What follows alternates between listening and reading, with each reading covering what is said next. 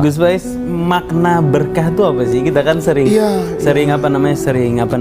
mendapatkan istilah itu ketika ada orang soleh kita ambil berkah. Hatta kita bawain kopi, hatta kita nyuciin tangannya, yang penting kita dapat berkah. Hatta kita kesentuh mulut kita sama tangan dia dapat berkah. Sebenarnya berkah itu apa sih? Ini saya ingin menjawab ya Habib Isa ya. Sekaligus saya bagian dari kewajiban saya sebagai murid ya. Banyak sekali di media sosial.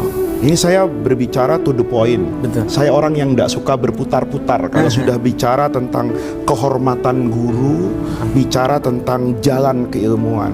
Banyak di media sosial itu, saya mohon maaf ya, terpaksa saya sampaikan bahasa aslinya.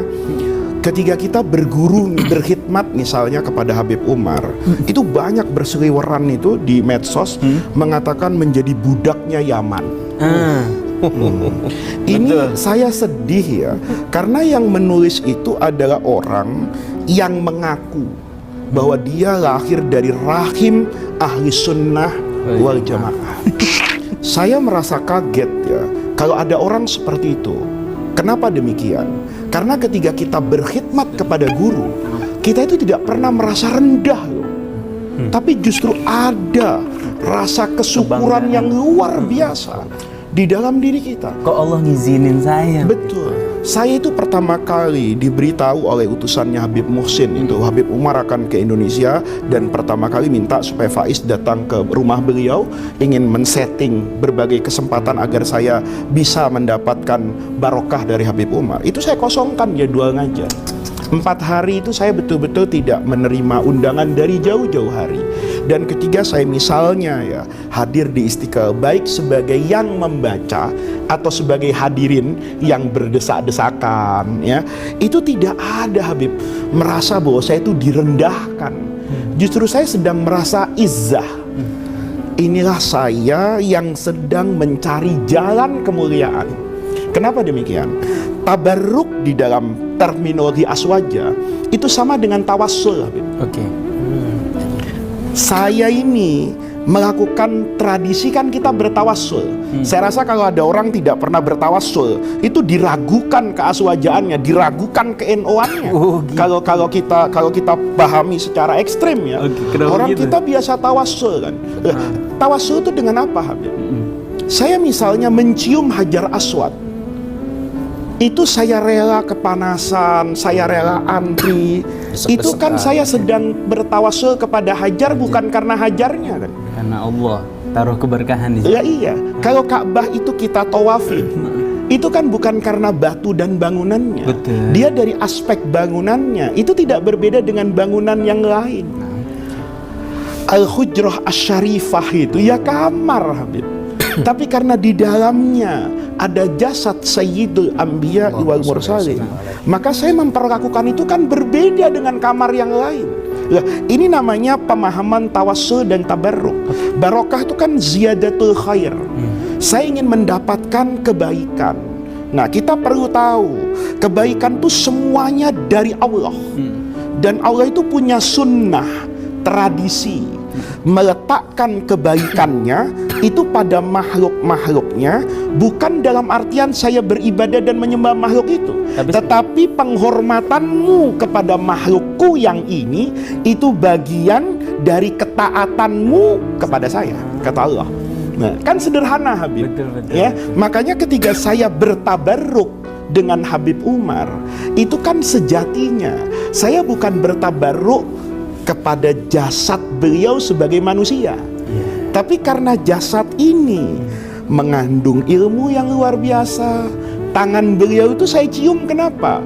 Kan kenapa nggak saya cium tangan orang lain, wong sama-sama tangan? Betul. Ini kan bukan soal tangannya, tapi tangan ini mengajarkan akhlak. Tangan ini menuntun saya mengerti mana yang batil, mana yang hak, mana yang baik, mana yang buruk. Maka ketika saya cium tangan itu, saya sebetulnya sedang mengatakan, ya Allah, betapa cintanya saya dengan solehnya tangan ini. Kan begitu, Habib. Dan orang bertawassul dengan amal soleh itu muttafaqun alaihi, itu inda jami'il madhab, di semua madhab. Wasta'inu bis sabri wassalat. Itu kan saya atawassal ilallah bisolati ana. Saya ingin mendapatkan ketenangan hidup.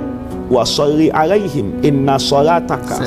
Kan jelas itu Habib. Jadi pemahaman tabarruk itu dikerjakan oleh semua ulama. Jadi kalau ada orang kemudian mempertanyakan atau menyangsikan itu keluar dari jalannya ulama as-salihin itu. Imam As-Subki. Siapa yang tidak tahu Imam As-Subki itu? Diberi kesempatan oleh Allah di masa itu datang ke Darul Hadis Al-Ashrafiyah di Damaskus, tempat Al-Imam An-Nawawi mengajar. Itu kan beliau bilang begini, subhanallah, di depan mata saya ini ada lantai yang dulu dipakai duduk oleh Imam Nawawi mengajar. Maka dia minta ditunjukkan itu mana ubin, kalau sekarang tuh keramik, tikar, sajadah, kursi yang dulu diduduki oleh Imam Nawawi. Dia dicium itu, bekasnya itu dicium sama Imam As-Subki. Ini kan bukan imam, bahasa gaulnya kaleng-kaleng gitu. Ada imam bimakna kalimat gitu. Itu Imam Samia amas wajhi biharri wajhi. Saya ingin letakkan wajah saya, jidat saya, tempat yang paling mulia dari tubuh saya itu di tempat masathu qadaman Nawawi. Allah. Di lantai yang pernah diinjak oleh Al-Imam An-Nawawi. Apa berarti Imam Subki itu menyembah Imam Nawawi? Bukan. Dia ingin mengatakan kepada Allah, ya Allah, ubin ini, lantai ini berbeda bahkan dengan lantai rumah saya.